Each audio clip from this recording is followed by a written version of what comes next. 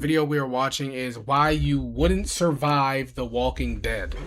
The Walking Dead, we see humanity brought to the very brink of extinction by a mysterious disease dubbed the wildfire virus, wiping out over 99% of the world's population and turning people into flesh-eating monsters referred to in the series as walkers. And although that all sounds very bad on paper, I still think a lot of people watch the series and think, yeah, surviving in this world would be a piece of cake. I'm sure I could morph into a prime Rick Grimes, grab my red-handled machete, and start hacking some slow-moving zombies to death.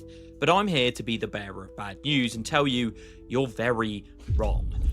I think I would survive in The Walking Dead. Like, in this situation, bro, they move so slow. I don't think there's any running zombies in The Walking Dead. They literally just shamble. They go... and they just walk so slow. There's no way there are far you can just deadlier die. factors at play than merely just avoiding walker bites. So this is why you wouldn't survive The Walking Dead. Okay, I know I've just stated that there's more to worry about than just being bitten by a walker, but we must first address the elephant in the room, and that is the flesh-eating reanimated corpses that call this universe home. Now, at first glance, any zombie seen in the series post-season 1, I'll admit, would be fairly easy to deal with in isolation. But not only did the series creator Robert Kirkman confirm that the zombies in this universe outnumber the living roughly 5,000 to 1, what do you mean if they but start I also teaming, see I'm people dead? when tackling this Bro, I'm just gonna hypothetical run. scenario totally dismiss one I don't think I'm Superman. I'm crucial not trying to fact, fight them. and I'm that just is gonna the run. concept of zombie media just doesn't exist in the world of The Walking Dead. I mean, think about it. We've all grown up watching Shaun of the Dead, playing Plants vs Zombies, or binging horror films, and because of this, we are familiar with the fairly universal rules of these undead monsters, i.e. must destroy the brain to kill them, a bite means you're infected, and avoid population-dense areas at all costs. But the people of the Walking Dead universe, with you included if you were dropped into it, would have no idea of these aforementioned zombie rules or even the concept of a zombie itself. It would just be a totally alien concept, decreasing your chances of survival massively. So, let me set the scene for you all.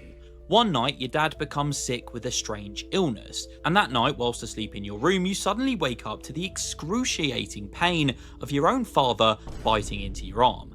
But your immediate reaction after waking up would not be to smash your dad's skull in with a lamp and amputate your infected arm, because you wouldn't even understand the sheer severity of the situation until it was way too late. And I know that example sounds incredibly niche and In The Walking Dead, did people turn?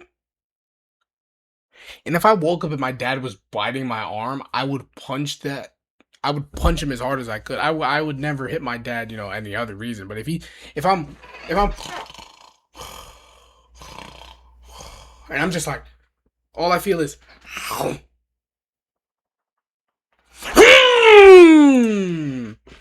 that's the only explanation. Like the grandma in the first chapter. Grandma in the first chapter? What grandma?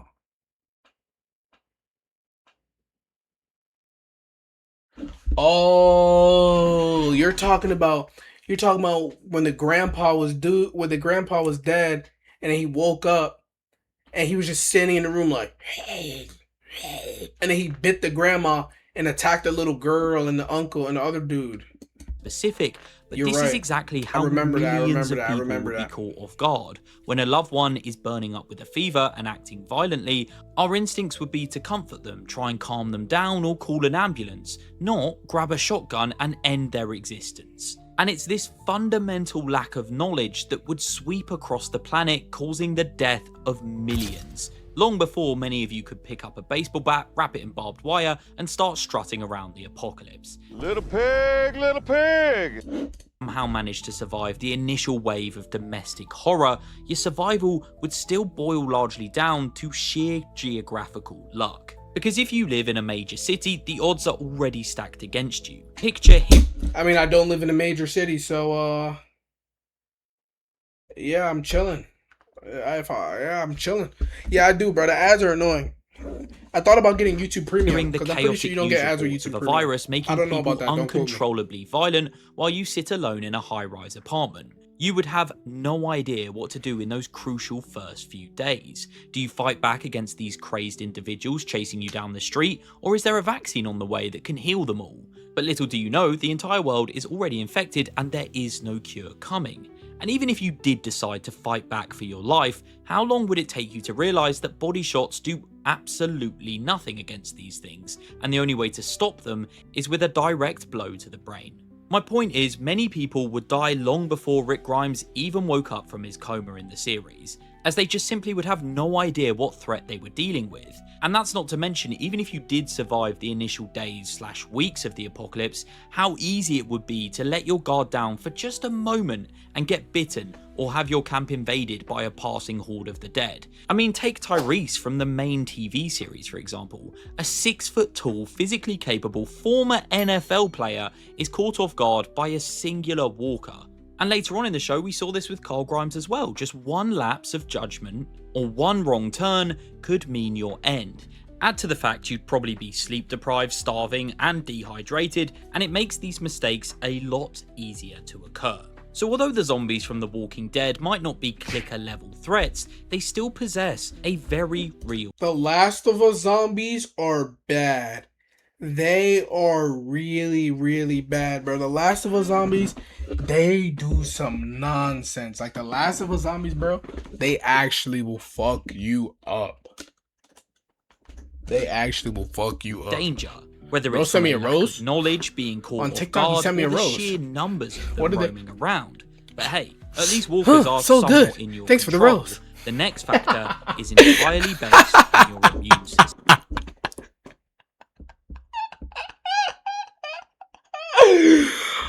Oh shit, that was funny. Let me lock in. Okay, so now we've identified just one of the many threats of surviving in this world, let's look into something that only further... Yeah, I'm not gonna hold you. The Last of Us zombies, no, I'm not surviving that, bro. My ego is not that big. The Walking Dead, I don't like people touching me anyways. So if somebody's, come here, come here, I'm gonna be like, yo, what's wrong with you? And I don't like sick people either. Like I don't get close to sick people, so I would be like iffy about that. But the Last of Us, increases your that's not chances happening. of survival. And that is, of course, the wildfire virus itself. So to understand why your immune system is your biggest liability here, we first have to look at how the wildfire virus itself actually operates. And this brings us nicely to one of the biggest plot twists in the entire series, and that is the secret Dr. Jenna whispers to Rick Grimes in season 1, revealing that everybody is infected, including living people. But what does this mean for your survival What that chances? means? Well, we all know the virus turns people into flesh-eating monsters and relies on reanimated hosts to pass on the deadly infection via bites. But what people fail to account for, as seen throughout Fear the Walking Dead Season 1, is a huge portion of the world's population flat out died from the virus without being bitten. Now, putting a number on just how many people died from this would be purely speculation, as it's never actually been stated in the series. But we can say with absolute certainty, your immune system might not be able to combat the initial infection. My in the immune first system place. combats Essentially everything. meaning no amount of combat training, stockpiling food, or Everything. rural living will protect you if you are one of the millions who simply fall wouldn't die sick to that and little die ass on virus. day I had one of COVID your 3 life. times. Let that sink Let me in. stop. In August of 2010, the virus swept across the globe and infected everybody, laying dormant in billions. And you might just get genetically unlucky. So your body reacts poorly to the initial pathogen, you run a fatal fever, and you're basically dead before you even realize a zombie apocalypse is happening. Bro, can we be real, bro? I'm not dying. So like coronavirus with 50% zombies. I'm not dying. I'm not dying to a zombie virus. Like if I get bitten, yeah, but if it's just the virus and I'm a little like a COVID cough and a little headache or a fever or something, I'm not dying, bro. I'm gonna lay in my bed with a blanket and sweat it out. Because that's how that works. And ultimately, this Holy factor shit. is totally But yeah, out bro, of I your wouldn't die. control. And there is a wouldn't die. very real threat that your immune system wouldn't even let you survive the first 48 hours. On top of this, due to how the virus works, even if you or somebody else dies from a non-zombie related incident, like a heart attack or infection for example, they will come back as a walker, which is why it's so hard to maintain a community in this environment, because all it takes is one non-walker related fatality and it can cause utter chaos if you're not extremely careful. If you haven't already gathered, there's a huge element of luck that goes into surviving the apocalypse, but things will now get even worse. Let's assume you get genetically lucky, survive the copious amounts of walkers roaming around the streets, and none of your family get infected. Well, now you have to deal with the pleasure of other survivors. Now, I already find dealing with people hard enough in the real world, so now imagine a crazed psycho like the governor who has zero regard for human life and views you purely as an expendable asset, rolling up on you with a tank. I have a tank. My point is, we quite clearly see in the series the biggest threats after the initial fall of society is other people, and walkers quickly become a background hazard. Make no mistake, the post-apocalyptic landscape is an utterly ruthless place, and it's usually the worst of the worst who will survive. The character of Dale sums this up perfectly in Season 2, where he describes this new world as now being survival of the fittest. When supplies are scarce, shelter is limited, and disagreements happen, unfortunately, people will very quickly resort to violence in order to solve disputes and problems. I mean, we even see it in the real world, so when you... I mean, you kind of have to care about people though, because if you don't care about anybody, where are you going to get food and stuff? Once you run out of food, bro, you gotta, it would basically become the purge on steroids. I think the absolute scariest part of the entire apocalypse would without a doubt be dealing with the other survivors. You let your guard 100%. down for 1 second or hesitate and someone... But realistically, I wouldn't be by myself. I'm gonna have a group. I'm gonna get me and all my homies. We're gonna take a we're gonna pick one car that gets the best gas mileage, or take my boy's SUV. We're gonna fill up the trunk with little jugs, and then we can go to a gardening store and get seeds for vegetables and get a rake and instantly just start growing food instead of trying to go get canned food like everybody else. else could kill you. You run the constant risk of raiders stealing your supplies and doing much, much worse, and if your community's resources are getting tight, even your closest allies might decide your share of the food is worth more than your own life. Ultimately, in order to survive, you would have to be incredibly careful of who you let into your group. If you go it alone, you run the risk of being overwhelmed by a larger group, and if you go for the safety in numbers approach, someone you once trusted might betray you. To be brutally honest, I dread to think about all the atrocious acts once sophisticated people would be committing in a now lawless world. Murder, SA, cannibalism, theft, and much, much more. Add in layers. Bro, if you nuke the whole place, bro, everybody's dead. There's no such thing as humans that are left. It's gonna turn into Fallout. It's gonna be The Walking Dead X Fallout. Of deceit, lies, and false hope, and it makes every single person you run into in your post-apocalyptic journey a potential death trap. Oh, and by the way, spoiler alert, you are not Rick Grimes, so you don't have the main character plot armor we see in the series. Just think of all the antagonists you could run into. I do have main character plot armor. I have main character plot armor. In this world, the termites, the governor, the claimers, Yes, the wolves, the whisperers, and the list goes on. And these are only the ones we see on screen, so think what else could be lurking out there. In a world of survival of the fittest where hesitation becomes fatal, it would be brutal. Was that a fake zombie? This is a fake zombie. Becomes fatal, it would be brutal, Bro's exhausting, and a zombie. deeply depressing place to try and exist. And look, of course, I'm not saying every single person would be this evil lunatic, but unfortunately, the vast majority probably would be. And it's the sad, but ultimately realistic truth of human nature. Because when our backs are against the walls, we become desperate, selfish, and loyalties would very quickly go out the window. All it takes is you walking along one day and somebody hiding in the bushes decides they want your stuff, so they're going to kill you for it. Or you hesitate in pulling the trigger, realizing the severity of taking another human life, only to be beaten to it by that other person who shoots. I wouldn't give a fuck about anybody else. I'm just pulling it. Bow. shoots you first. Or, Dots too. even worse, you walk into a settlement under the Bros pretenses use they will this take you in same and look walking after you, video only like to find 80 out it's a times. bunch of cannibals and you're on the menu tonight. At least with walkers, you know what to expect, a mindless pursuit of flesh, as humans are complicated, cunning, and deceitful, making them the most dangerous post-apocalyptic threat you could possibly find.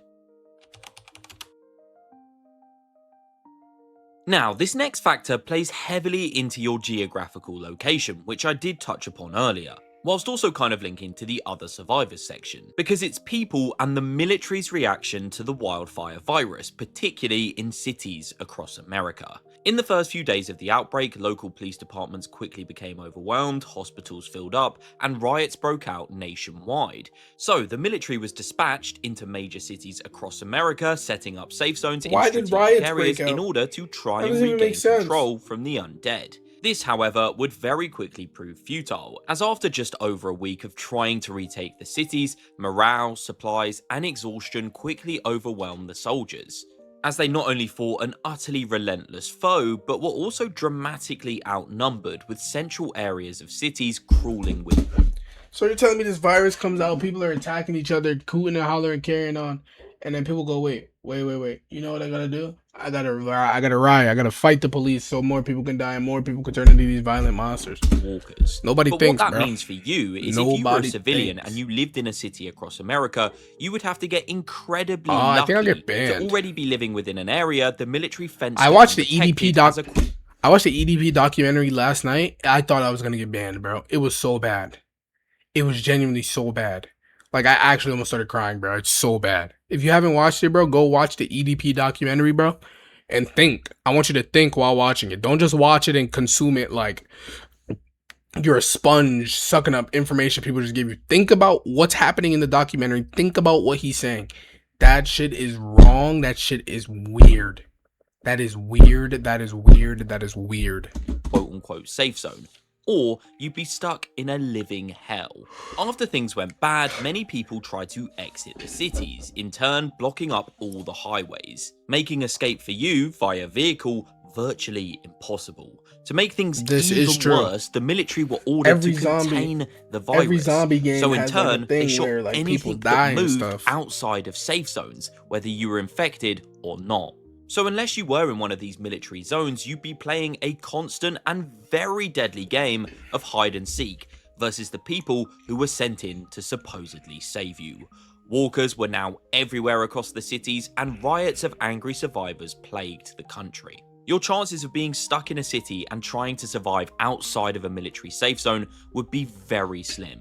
But even if you were lucky enough to be in a safe zone, you wouldn't fare much better in the end, as some camps became overrun, but the worst was yet to come. Because after the military realized they weren't going to be able to take back America's cities, they initiated a plan to try and neutralize the virus. In the middle of the night, the military would evacuate their posts and their safe zones, telling no civilians. And only a matter of hours later, before some had even realized their retreat, the city would be bombed with napalm.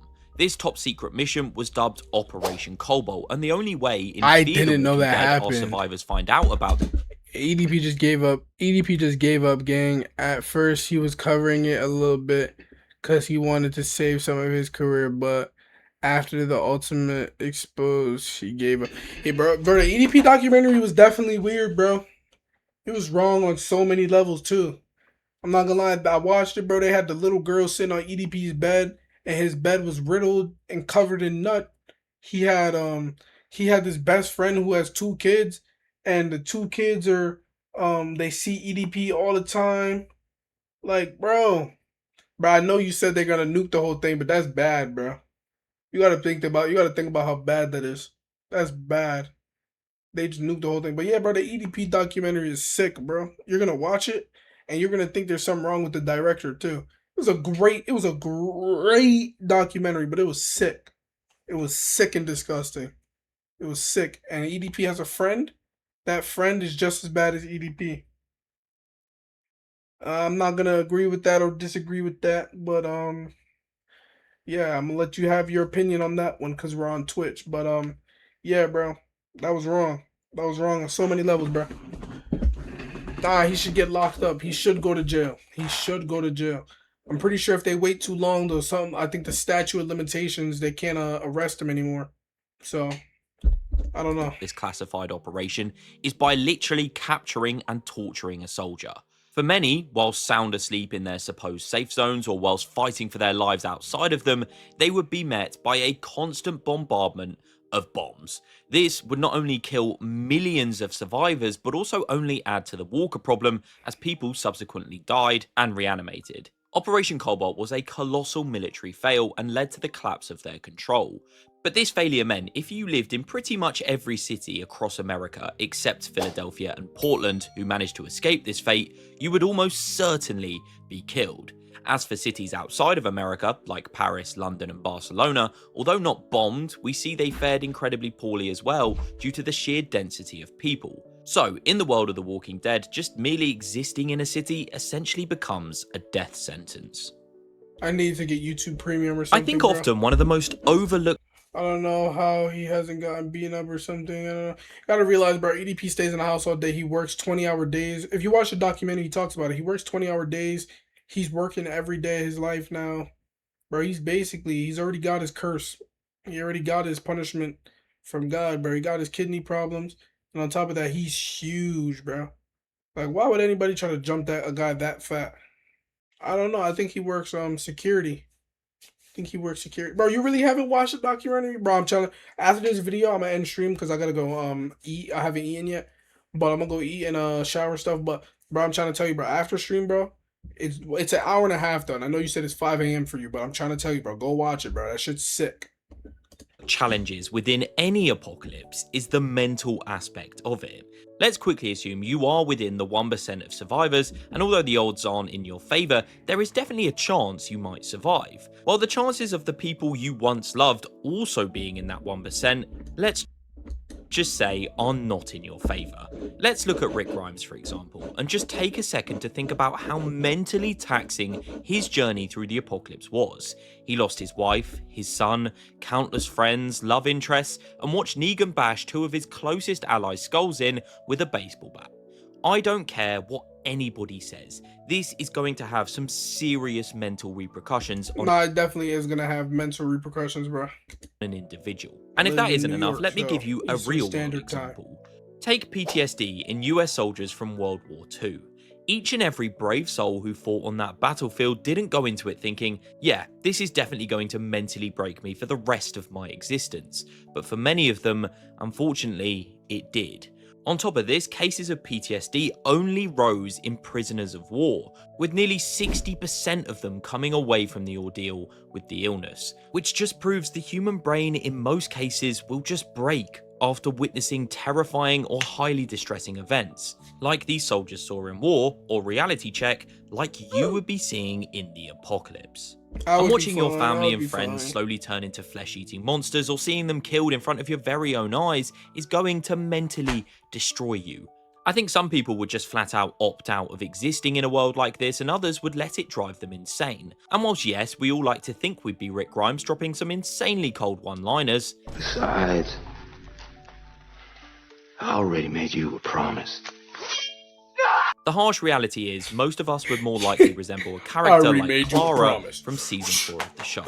A woman who after the death of her husband clings on to survival but is depressed, delirious and all alone. Until one day Rick stumbles upon her. She tries to lure Rick back to her camp and use him as food for her reanimated husband in a state of delirium. But after he fights her off, she just asks to be left alone to die. As ugly and depressing as it may sound, most of our brains just aren't geared to witness the type of horrors an apocalypse would throw at them. Many people would break and become unhinged shells of their former selves, resulting in survivors breaking mentally long before they did physically.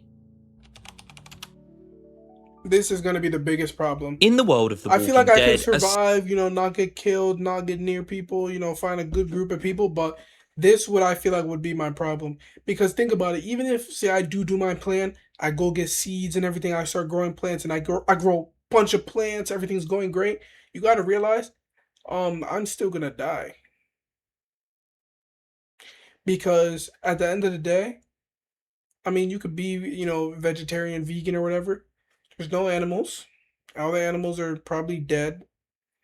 And on top of all the animals probably being dead, um, people are gonna be fighting for food, and if they see that I'm oh, this guy's growing a whole bunch of plants and stuff, they're going to come and try to rob me and kill me. Soon as the date hit August And I would have to 27th, try to known fight, in the man. universe as Monument Day, a timer essentially begins, as this is the point food and other resources stop being produced, and the longer into the apocalypse you go, the more depleted supplies will become. Now, sure, you could try and grow your own food or hunt and fish, but unless you have some basic knowledge in these areas, you'll probably really struggle. We saw in the real world during a certain 2020 global pandemic how people picked the shops clean, leading to global shortages in certain goods. Well, now imagine the impact a zombie apocalypse would have on people's mindsets. Yeah, I'm not They'd gonna lie, loot, during COVID, I never really had that issue. I always had like everything. I mean, if zombies don't eat or none, the only problem will be that the supermarkets will be full of zombies, and even if you have a farm, one raid from zombies and you're done. Yeah, literally, bro. That's what I'm trying to say, bro. Like literally, one raid from zombies, one raid from humans, bro. You're just cooked, steal, bro. and There's pick nothing you can clean everything from supermarkets and pharmacies in the first few hours of the outbreak. And after Operation Cobalt decimated the cities, just think about how many supplies were burnt to a crisp in the bombings. Survival would very quickly become a daily struggle. The moment the electrical grid fails, water treatment plants would shut down, and the pristine tap water we completely take for granted now would just flat out be gone. If you resorted to drinking from stagnant ponds, lakes, or local rivers without the means to properly purify or boil it, you aren't just quenching your thirst, but you're playing a dangerous game with a plethora of waterborne pathogens every time you take a sip. And in a world with zero operating hospitals and no access to basic antibiotics, even the smallest of sicknesses could become fatal. And then comes the starvation aspect. Most people have absolutely no idea how to grow crops, let alone maintain agricultural land without commercial fertilizers, pesticides, and modern machinery. Your only option would be to scavenge the odd bits of food you could find, and possibly hunt if you had the knowledge and know-how. But as the weeks turned to months and You can use your poop as fertilizer. Can't you? Can't you mix your poop with dirt and like old vegetable waste and food waste, and it'll be like compost, and you can mix it with the dirt into fertilizer? then possibly I'm pretty years, sure if you've that's a done thing. really Don't well quote at me, keeping though. yourself alive, the challenge would only further Bro, this increase. is why I would Canned survive, goods bro. I would wouldn't have to worry expire, about any of medicine this, would bro. lose its potency. What do you mean, gang? and What? Did I say something gasoline would crazy? degrade so much it became basically useless, You can use rendering poop any vehicles you and had vegetable waste essentially as fertilizer. worthless. I think Every single day would become a we're gonna Google that. Can you use poop as fertilizer?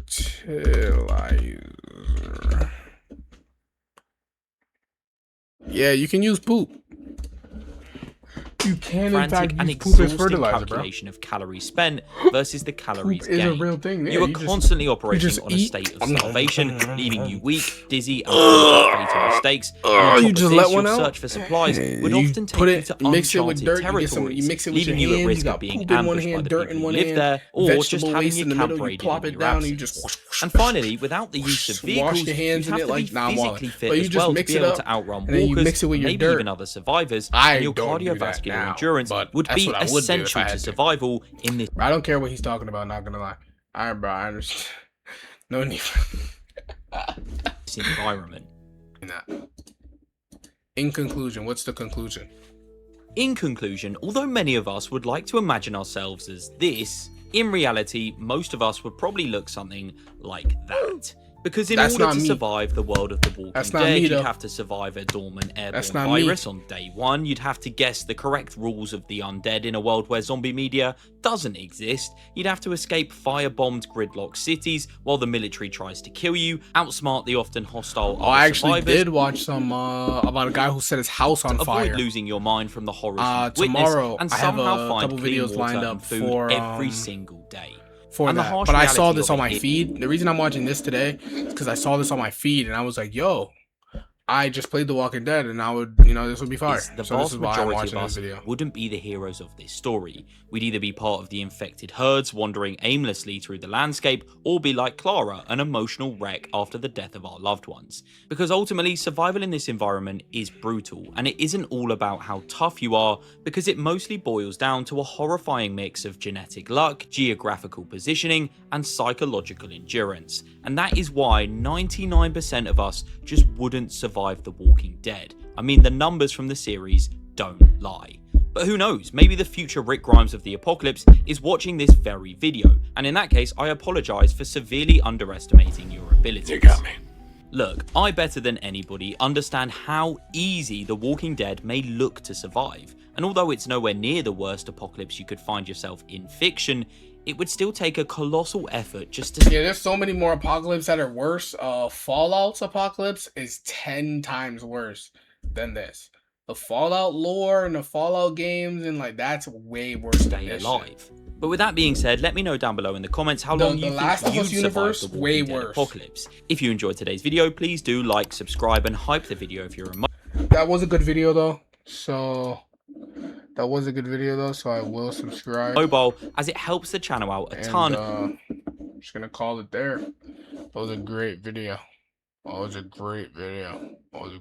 gonna subscribe. And yeah, I mean, okay, Mr. Watermelos. I'm assuming that's how you say your name. I will see you another day if you decide to come back. Like I said, streaming every day, and if I'm not on Twitch, I will be on TikTok. And yeah, the streams will go like this until we get more people in here and we're able to, choreograph streams with a big audience. It will be a game, and then 1 video minimum, 3 videos maximum for now. And yeah, you can subscribe to the YouTube as well at Huggy Takeoff.